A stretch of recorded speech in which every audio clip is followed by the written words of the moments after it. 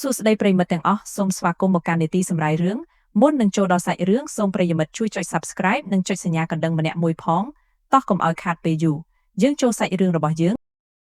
អ្នករស់រានមានជីវិតពីការធ្លាក់យន្តហោះពីរនាក់បានរកឃើញឧបករណ៍អាត់កំបាំងមួយនៅលើកោះដែលគ្មានមនុស្សរស់នៅវាមានទ្វារកាប៊ីនប៉ុន្តែគ្មានរន្ធសោនិងដៃទ្វារជាក់ស្ដែងអ្នករចនាមិនចង់ឲ្យនរណាម្នាក់ចូលទៅខាងក្នុងទេប៉ុន្តែនេះគឺជាកោះដែលគ្មានមនុស្សរស់នៅហេតុអ្វីមានផលិតផលបច្ចេកវិទ្យាខ្ពស់បែបនេះដើម្បីដឹងថាមានអ្វីនៅខាងក្នុងពួកគេបានប្រើប្រាស់បំណែកយន្តហោះដើម្បីបង្កើតញយញួរបំផ្លាញដ៏សាមញ្ញមួយពួកគេចង់បំបែកវាដោយបង្ខំជាមួយនឹងសម្លេងផ្ទុះដ៏ធំមួយកម្លាំងបុកដ៏ខ្លាំងបានបំបែកទ្រនោះផ្ទុយទៅវិញទ្វារដែកមិនមានការខូចខាតអ្វីឡើយបរិះក្បាលទំពេកខឹងខ្លាំងណាស់គាត់បានជន់នឹងជេរប្រមាថទ្វារដែកនោះនៅពេលនោះកាងសឺ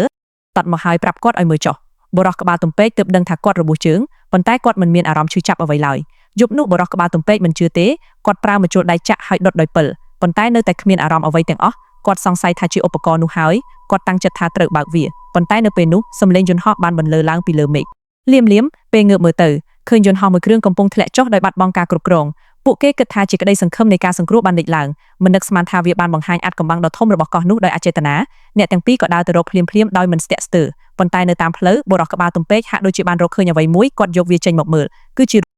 ាឈើឆ្កាងមួយកាងស៊ឺគិតថាជារបស់មិត្តរួមជំរំប៉ុន្តែនៅពេលដែលបរិះក្បាលទំពេកទាញវ៉លិឈើសាកសពដែលរលួយយ៉ាងធ្ងន់ធ្ងរមួយបានធ្លាក់ពីលើដើមឈើក្នុងមាត់មានធ្មេញមាសក្នុងហោប៉ៅមានដុល្លារស៊ីមបាវេ100,000ហើយមានកំភ្លើងខ្លីផលិតនៅអាល្លឺម៉ង់កាឡីបឺ42តាមខ្លួនអត្តសញ្ញាណមិនស្គាល់ប៉ុន្តែពិតជាមិនមែនជាមនុស្សធម្មតាទេក្រោយមកអ្នកទាំងពីរក៏បន្តដំណើរទៅមុខទៀតទីបំផុតក៏បានរកឃើញយន្តហោះនៅលើដើមឈើធំមួយតែអ្វីដែលចម្លែកនោះគឺយន្តហោះទើបតែធ្លាក់មិនយូរប៉ុន្មានទេប៉ុន្តែវាមានស្លាយដុះពេញទៅហើយដោយសារបរិះក្បាលទំពេកឈឺជើងគាត់ពិបាកធ្វើដំណើរកាងស៊ឺមានតែទៅពិនិត្យមើលតែម្នាក់ឯងបន្ទាប់ពីចូលទៅក្នុងយន្តហោះកាងស៊ឺបានរកឃើញផែនទីអាកាសចរមួយមិនទាន់បានមើលឲ្យច្បាស់ផងយន្តហោះក៏បាត់បង់លំនឹងហើយចាប់ផ្ដើមរង្គើស្ទើរតែធ្លាក់ពីលើដើមឈើក្នុងពេលជាមួយគ្នានោះសាកសពដែលរលួយរបស់ចេញមកក្រៅកាងស៊ឺភ័យដល់នោមដាក់ខោបន្ទាប់ពីអារម្មណ៍ធូរស្រាលបន្តិចកាងស៊ឺក៏បានរកឃើញរូបបដិមាជាច្រើនទៀតពេលបាក់បែកទៅគាត់ក៏ដឹងថាខាងក្នុងសុទ្ធតែជាថ្នាំញៀនកន្លះថ្ងៃហើយនៅតែរកមិនឃើញរបស់ដែលមានប្រយោជន៍កាងស៊ឺមានអារម្មណ៍រំខានបន្តិចរហូតដល់គាត់ដឹងថាវិទ្យុរបស់យន្តហោះនៅតែអាចប្រើបា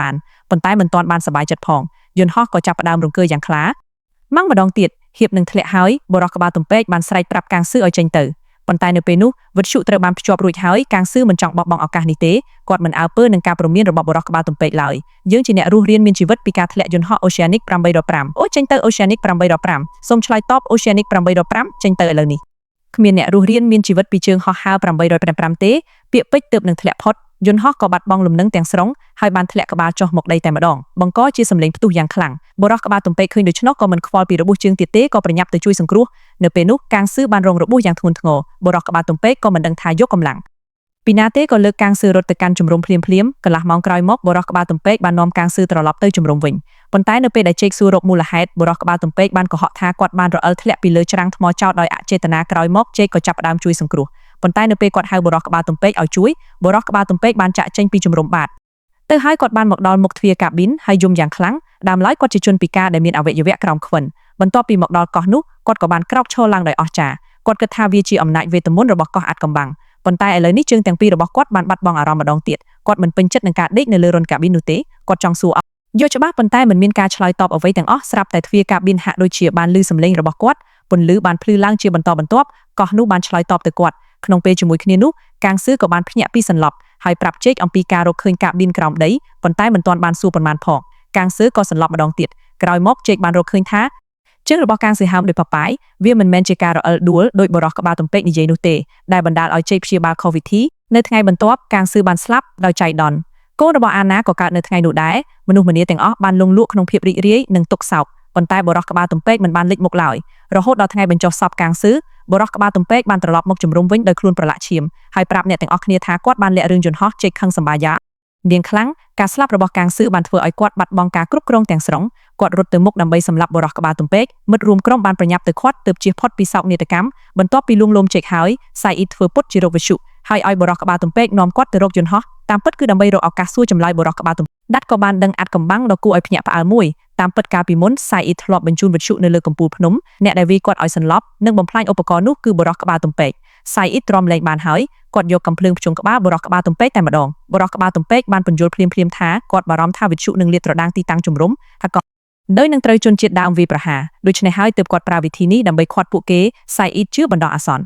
ប៉ុន្តែនៅពេលសួរអំពីទ្វារកាប៊ីនបរិះក្បាលទំពេកក៏ចាប់ផ្ដើមធ្វើពុតជាល្ងងម្ដងទៀតទេដោយអស់សង្ឃឹមបរិះក្បាលទំពេកមានតែនាំជេកនិងសាយអ៊ីទៅកាន់កាប៊ីនក្រោមដីប៉ុន្តែគាត់បានលាក់រឿងពន្លឺនោះជេកចង់បើកទ្វារកាប៊ីនប៉ុន្តែសាយអ៊ីបានជំទាស់យ៉ាងដាច់អហង្ការដោយសារការបើកដោយប្រញាប់ប្រញាល់អាចបង្កគ្រោះថ្នាក់ដែលមិនអាចប៉ាន់ស្មានបានគ្មានវិធីសាស្ត្រទេទ្វារកាប៊ីនក៏ត្រូវទុកចោលជាបណ្ដោះអាសន្នសិនប៉ុន្តែក៏មានដំណឹងល្អដែរក្បូនសង្គ្រោះរបស់ដាហៃបានបញ្ចប់ហើយប៉ុន្តែនៅពេលដែលហៀបនឹងចុះទឹកសៀវហៃក៏បានរកឃើញអ្វីមួយភ្លាមអ្នកទាំងអស់គ្នាមើលទៅឃើញផ្សែងខ្មៅមួយបានហុយឡើងពីកណ្ដាលកោះដោយគ្មានហេតុផលក្នុងពេលជាមួយគ្នានោះស្ត្រីបារាំងក៏បានមកដល់ភ្លាមដោយសារផ្សែងខ្មៅនោះលីសាបានប្រាប់អ្នកទាំងអស់គ្នាថាផ្សែងខ្មៅគឺជាសញ្ញានៃការវាយប្រហារពីជនជាតិដើមនៅពេលដែលវាលេចឡើងពួកគេមានតែលាក់ខ្លួនឬរងចាំស្លាប់ពាក្យពេចន៍ទើបនឹងធ្លាក់ផុតជេកនិងអ្នកផ្សេងទៀតក៏ប្រញាប់ពិភាក្សាគ្នាអំពីយុទ្ធសាស្ត្រប៉ុន្តែពួកគេមានរហូត6នាក់គោលដៅធំបែបនេះមិនអាចលាក់ខ្លួនបានទេហើយចំនួនមនុស្សម្ខាងទៀតក៏មិនដឹងដែរការប្រយុទ្ធដោយមិនប្រុងប្រយ័ត្នឱកាសឈ្នះស្ទើរតែ0ដោយអស់សង្ឃឹមបរិះក្បាលទំពេកមានតែនាំជេកនិងសាយអ៊ីទៅកាន់កាប៊ីនក្រោមដីប៉ុន្តែគាត់បានលាក់រឿងពន្លឺនោះជេកចង់បើកទ្វារកាប៊ីនប៉ុន្តែសាយអ៊ីបានជំទាស់យ៉ាងដាច់អហង្ការដោយសារការបើកដោយប្រញាប់ប្រញាល់អាចបង្កគ្រោះថ្នាក់ដែលមិនអាចប៉ាន់ស្មានបានគ្មានវិធីសាស្ត្រទេទ្វារកាប៊ីនក៏ត្រូវទុកចោលជាបណ្ដោះអាសន្នសិនប៉ុន្តែក៏មានដំណឹងល្អដែរក្បួនសង្គ្រោះរបស់ដាហៃបានបញ្ចប់ហើយប៉ុន្តែនៅពេលដែលហៀបនឹងចុះទឹកសៀវហៃក៏បានរកឃើញអ្វីមួយភ្លាមអ្នកទាំងអស់គ្នាមើលទៅឃើញផ្សែងខ្មៅមួយបានហុយឡើងពីកណ្ដាលកោះដោយគ្មានហេតុផលក្នុងពេលជាមួយគ្នានោះស្ត្រីបារាំងក៏បានមកដល់ភ្លាមដោយសារផ្សែងខ្មៅនោះលីសាបានប្រាប់អ្នកទាំងអស់គ្នាថាផ្សែងខ្មៅគឺជាសញ្ញានៃការវាយប្រហារពីជនជាតិដើមនៅពេលដែលវាលេចឡើងពួកគេមានតែលាក់ខ្លួនឬរងចាំស្លាប់ពាក្យពេចន៍ទើបនឹងធ្លាក់ផុតជេកនិងអ្នកផ្សេងទៀតក៏ប្រញាប់ពិភាក្សាគ្នាអំពីយុទ្ធសាស្ត្រប៉ុន្តែពួកគេមានរហូតដល់46នាក់គោលដៅធំបែបនេះមិនអាចលាក់ខ្លួនបានទេហើយចំនួនមនុស្សម្ខាងទៀតក៏មិនដឹងដែរការប្រយុទ្ធដោយមិនប្រុងប្រយ័ត្នឱកាសឈ្នះស្ទើរតែ0ដោយអស់សង្ឃឹមជេកបាននាំលីសាទៅកាន់កាប៊ីនក្រោមដីអាតកំបាំងសង្ឃឹមថាអ្នកម្ខាងទៀតមានវិធីបើកទ្វារកាប៊ីនដើម្បីប្រើជាកន្លែងជ្រកកោនទោះជាយ៉ាងណាលីសាក៏មិនដែលឃើញរបស់នេះដែរប៉ុន្តែគាត់ដឹងថាមានគ្រឿងផ្ទុះនៅឯណាពេលវេលាកាន់តែខិតជិតអ្នកទាំងអស់គ្នាបានត្រៀមខ្លួនចេញដំណើរភ្លាមប៉ុន្តែមុនចេញដំណើរស្រាប់តែមានបុរសម្នាក់ឈ្មោះដាច់បានរកឃើញជេកគាត់បាននិយាយថាគាត់ជាគ្រូបង្រៀនគីមីវិទ្យាហើយអាចជួយក្នុងរឿងគ្រឿងផ្ទុះបានជេកបានយល់ព្រមដោយរីករាយក្រោយមកពួកគេ6នាក់ក៏ចេញដំណើរមិនដឹងថាដើរប៉ុន្មានហើយលីសាបានស្រែកឲ្យក្រុមឈប់ភ្លាមដោយប្រាប់ថាខាងមុខនឹងចូលទៅក្នុងតំបន់គ្រោះថ្នាក់មិត្តរួមក្រុមរបស់គាត់ធ្លាប់ស្លាប់នៅក្បែរនេះយើងត្រូវតែឆ្លងកាត់ដោយល្បឿនលឿនមិននឹកស្មានថាដាចាំងលឺហើយបែរក្បាលរត់ទៅបាត់ជេកបានប្រញាប់ខាត់សួរគាត់ថាតើគ្រឿងផ្ទុះធ្វើម៉េចប៉ុន្តែដាចាំងបានភ័យខ្លាចបាត់ហើយគាត់បានបោះបង់ចោលពាក្យមួយឃ្លាថាយកថ្នមហើយក៏ប្រញាប់ចាក់ចេញទៅជេកខឹងញាក់ធ្មេញប៉ុន្តែគ្មានវិធីអ្វីទេមានតែបន្តដំណើរទៅមុខទៀតប៉ុន្តែសំណាងអាក្រក់មិនមែនមានតែមួយទេមេឃចាប់ផ្ដើមភ្លៀងធ្លាក់ខ្លាំងភ្លាមដែលធ្វើឲ្យផ្លូវភ្នំដែលពិបាកដើរស្រាប់តែคล้ายជាកាន់តែរអិលនៅពេលនោះអ្នកទាំងអស់គ្នាហាក់ដូចជាបានឮសំឡេងអ្វីមួយហើយក៏ងាកទៅមើលទៅមុខព្រមគ្នាសំឡេងសត្វចម្លែកតាមពិតដាចាំងដែលវង្វេងផ្លូវនោះបានរកផ្លូវត្រឡប់មកវិញហើយមិននឹកស្មានថានៅវិនាទីបន្ទាប់សំឡេងសត្វចម្លែកក៏លេចមុខភ្លាមអ្នកទាំងអស់គ្នាក៏រត់ប្រះអាយុប៉ុន្តែបរិះក្បាលទំពេកនៅតែស្ងប់ស្ងាត់គួរឲ្យភ្ញាក់ផ្អើលមិនត្រឹមតែនៅរត់ទេផ្ទុយទៅវិញគាត់នៅឈររងចាំអ្វីមួយម្ខាងទៀតលីសាបនិងអ្នកផ្សេងទៀតបានលាក់ខ្លួននៅក្នុងព្រៃសំឡេងស្រែកក៏ស្ងប់ស្ងាត់ទៅវិញនៅសល់តែសំឡេងជើងដាវដ៏ធ្ងន់ធ្ងរនៅក្បែរនោះប៉ុន្មានវិនាទីក្រោយមកសំឡេងជើងក៏រសាត់ទៅឆ្ងាយបរិយាកាសក៏ស្ងប់ស្ងាត់ម្ដងទៀតអ្នកទាំងអស់គ្នាក៏បានដកដង្ហើមធូរស្រាលហើយក៏ប្រមូលផ្ដុំគ្នាម្ដងទៀតដាំងលេងហ៊ានធ្វើដំណើរតែម្នាក់ឯងទៀតហើយគាត់មានតែតាមក្រុមទៅមុខដោយអៀនខ្មាស់មិនដឹងថាដើរប៉ុន្មានទៀតទេទីបំផុតពួកគេក៏បានមកដល់កន្លែងផ្ទុកគ្រឿងផ្ទុះនោះគឺជាកប៉ាល់ចោលសមុទ្រដែលទ្រុឌទ្រោមមួយអ្នកទាំងអស់គ្នាស្រឡាំងកាំងភ្លាមព្រោះកន្លែងនេះមានចម្ងាយ4គីឡូម៉ែត្រពីឆ្នេរមិនក៏កប៉ាល់មកជាប់គាំងនៅទីនេះបានប៉ុន្តែលីសាក៏មិនដឹងដែរគាត់ដែលបាននាំផ្លូវរួចក៏ងាកខ្លួនចាក់ចេញពីទីនេះក្រោយមកបុរសក្បាលទំពេក3នាក់ក៏ចូលទៅក្នុងកាប៊ីនកប៉ាល់នៅខាងក្នុងមានគ្រោងឆ្អឹងជាច្រើនដែលត្រូវបានចងដោយច្រវាក់មើលទៅវាគួរតែជាកប៉ាល់ដឹកទាសករនៃយុគសម័យកណ្ដាលជេកបានបើកទ្វារបន្ទប់មួយក្នុងចំណោមនោះហើយបានរកឃើញប្រអប់គ្រឿងផ្ទុះនៅខាងក្នុងប៉ុន្តែនៅពេលដែលគេយកវាចេញពីកាប៊ីនកប៉ាល់ដាជីងបានប្រញាប់មកខាត់ហើយស្រែកថាអ្នកទាំងពីរល្ងងណាស់ព្រោះខាងក្នុងមានផ្ទុកនីត្រូគ្លីសេរីនបើប៉ះបន្តិចបន្តួចក៏អាចផ្ទុះភ្លាមដែរក្រោយមកគាត់ក៏ចាប់ផ្ដើមបង្ហាញពីវិធីសាស្ត្រត្រឹមត្រូវដំបូងត្រូវលើកគ្រឿងផ្ទុះទាំងសងខាងដោយប្រុងប្រយ័ត្នបន្ទាប់មកយកអាវសាំទឹកហើយរុំគ្រឿងផ្ទុះនោះដោយប្រយ័ត្នដើម្បីឲ្យវាស្ថិតនៅក្នុងបរិយាកាសសើមកាត់បន្ថយការបង្កើតអគ្គិសនីថេតិវ័នឲ្យបានច្រើនបំផុតនេះហើយជាជំនាញវិជ្ជាជីវៈសម្លេងផ្ទុះពិតជាស្លាប់ដោយជំនាញណាស់គ្មានសូម្បីតែបំណែកតូចមួយនៅសល់បន្ទាប់ពីសម្រាប់បន្តិចជេកនិងបរិះក្បាលទំពេកក៏ចាប់ផ្ដើមព្យាយាមម្ដងទៀតដោយមានមេរៀនពីមុនមកពួកគេកាន់តែប្រុងប្រយ័ត្នមិននឹកស្មានថានៅវិនាទីបន្ទាប់សម្លេងហ្វុយស៊ីបតាមពិតវាគ្រាន់តែជាការលេងសើចរបស់បរិះក្បាលទំពេកប៉ុណ្ណោះសំណាងល្អទីបំផុតក៏គ្មានគ្រោះថ្នាក់អ្វីធ្ងន់ធ្ងរទេគ្រឿងផ្ទុះត្រូវបានដាក់ចូលក្នុងកាបូបស្ពាយក្រោយមកអ្នកទាំង4ក៏ចាប់ផ្ដើមដើរទៅកាន់កាប៊ីនក្រោមដីនៅតាមផ្លូវជេកបានរកឃើញភ្លាមមានផ្សែងខ្មៅមួយបានអណ្ដែតកាត់តាមព្រៃស្មៅគាត់ គិតថាជាការយល់សប្តិក៏ប្រញាប់សួរហាយឡេដើម្បីបញ្ជាក់ប៉ុន្តែកាយឡេក៏បានឃើញដែរអ្នកទាំងពីរក៏ដឹងថាមិនស្រួលក៏ប្រញាប់បង្កើនល្បឿនចេញទៅមិននឹកស្មានថានៅតែត្រូវបានសัตว์ចម្លែករកឃើញមួយរំពេចដើមឈើជុំវិញក៏ត្រូវបានដកទាំងរឹសអ្នកទាំង3ភ័យស្លន់ស្លោហើយប្រញាប់រត់គេចប៉ុន្តែបរោះក្បាលទំពេកមិនត្រឹមតែមិនរត់ទេផ្ទុយទៅវិញគាត់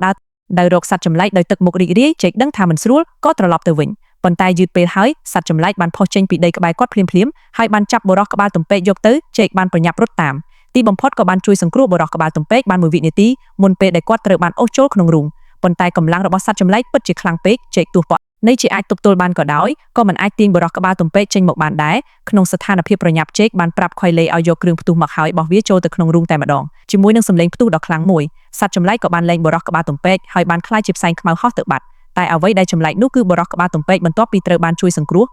ណត្រឹមតែមិនសប្បាយចិត្តទេផ្ទុយទៅវិញគាត់បានសម្លក់ជែកដោយកំហឹងហាក់ដូចជាមិនពេញចិត្តដែលជែកធ្វើបាបសត្វចម្លែកក្នុងពេលជាមួយគ្នានោះក្បួនសង្គ្រោះក៏បានដាក់ចូលទៅក្នុងទឹកដោយជោគជ័យឪពុកនិងកូនដាហៃសាំងបៀវនិងផៅឆៃបានជិះវាចេញទៅជួយសង្គ្រោះធ្វើដំណើររហូតដល់ពាក់កណ្ដាលអាត្រៀតសាំងបៀវបានរកឃើញថានៅក្បែរនោះមានកប៉ាល់ឆ្លងងកាត់នៅលើវិទ្យុមិនចាំបាច់គិតច្រើនទេពួកគេបានបាញ់កំជ្រួចសញ្ញាភ្លាមពិតមែនពី3នាទីក្រោយមកកប៉ាល់មួយក៏ចាប់ផ្ដើមចូលមកជិតពួកគេសប្បាយចិត្តយ៉ាងខ្លាំងគិតថារយៈពេលដ៏លំបាកបានបញ្ចប់ហើយមិននឹកស្មានថាភាគីម្ខាងទៀតបន្ទាប់ពីបានដឹងស្ថានភាពក៏បានទាមទារឲ្យពួកគេប្រគល់សៀវហៃដាហៃគិតថាគាត់បានលឺខុសប៉ុន្តែចម្លើយដែលគាត់ទទួលបានគឺនៅតែថាត្រូវយកសៀវហៃទៅបរិយាកាសក៏តានតឹងភ្លាមសាំងបៀវដឹងថាមិនស្រួលក៏ចាប់កំភ្លើងខ្លីនៅចង្កេះយឺតមួយវិនាទីបន្ទាប់ពន្លឺក៏រលត់សាំងបៀវបានបាញ់ភ្លាម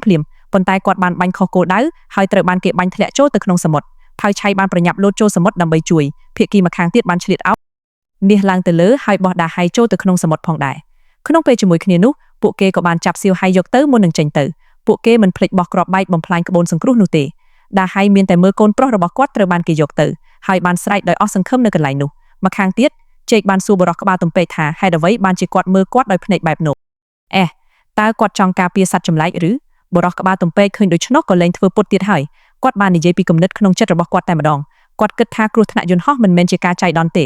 តែជាជោគវាសនាដែលបាននាំពួកគេមកទីនេះបើមិនដូច្នោះទេតើមិនក៏អាចរស់រានមានជីវិតក្រោយយន្តហោះបែកជាកំណាត់បានកាំងស៊ឺត្រូវបានយន្តហោះសង្កត់ស្លាប់ផ្សែងខ្មៅដែលហុយចេញពីកោះក៏មិនមែនជាការចៃដន្យដែរផ្ទុយទៅវិញគឺដោយសារព្រឹត្តិការណ៍ទាំងពីរនេះហើយដែលបាននាំពួកគេទៅរកផ្លូវបើកទ្វារកាប៊ីនក្រោមដីប៉ុន្តែជេកជាមនុស្សនិយមជាក់ស្ដែងគាត់មិនជឿលើអ្វីដែលគេហៅថាជោគវាសនានោះទេបរោះក្បាលទំពេកឃើញដូច្នោះក៏អស់សង្ឃឹមយ៉ាងខ្លាំងក្រោយមកអ្នកទាំមក4ក៏មកដល់ក្បែរកាប៊ីនក្រោមដីហើយដាក់គ្រឿងផ្ទុះហើយរៀបចំខ្សែភ្លើងរួចរាល់ប៉ុន្តែនៅពេលដែលអ្វីគ្រប់យ៉ាងរួចរាល់ស្រាប់តែពិលរបស់បរោះធាត់បានធ្លាក់ចុះគាត់អោនទៅមើលហើយក៏បានរកឃើញលេខរៀងនៅលើទូទូកដោយចៃដន្យវាដូចគ្នាទៅនឹងប្រអប់អារក្សដែលមិត្តភ័ក្តិគាត់និយាយបរោះធាត់ដឹងថាមិនស្រួលទេគាត់ប្រញាប់ទៅមុខដើម្បីបញ្ឈប់ការរកបំផ្ទុះប៉ុន្តែបរោះក្បាលទំពេកមិនអើពើទេផ្ទុយទៅវិញគាត់ប្រញាប់អុជខ្សែភ្លើងបរោះធាត់បាត់បង់ស្មារតីចង់ជន់ពន្លត់វាគាត់មិនខ្វល់ថាគ្រាប់បែកនឹងផ្ទុះនោះទេសំណាងល្អជែកបានទាញបរោះធាត់ចេញទាន់ពេល1វិនាទីបន្ទាប់ទ្វារកាប៊ីនបានផ្ទុះយ៉ាងខ្លាំងភ្លាមនោះអណ្ដាតភ្លើងក៏ឆាបឆេះឡើងលើមេឃរងចាំផ្សៃរលាយបាត់ទ្វារកាបអ៊ីនត្រូវបានបំផ្លាញទាំងស្រុងជែកនិងបរោះម្នាក់ទៀតបានបើកទ្វារកាប៊ីនដោយប្រុងប្រយ័ត្នប៉ុន្តែពួកគេបានឃើញទិដ្ឋភាពមួយដែលធ្វើឲ្យពួកគេស្រឡាំងកាំងនេះគឺជាផ្លូវរូងក្រោមដីដែលមានជណ្ដើរហើយជ្រៅដល់បាតមិនអាចមើលឃើញអាចកំបាំងនៃកោះដែលគ្មានមនុស្សរស់នៅទីបញ្ចប់នៃជោគវាសនាប្រហែលជាស្ថិតនៅក្នុងនោះ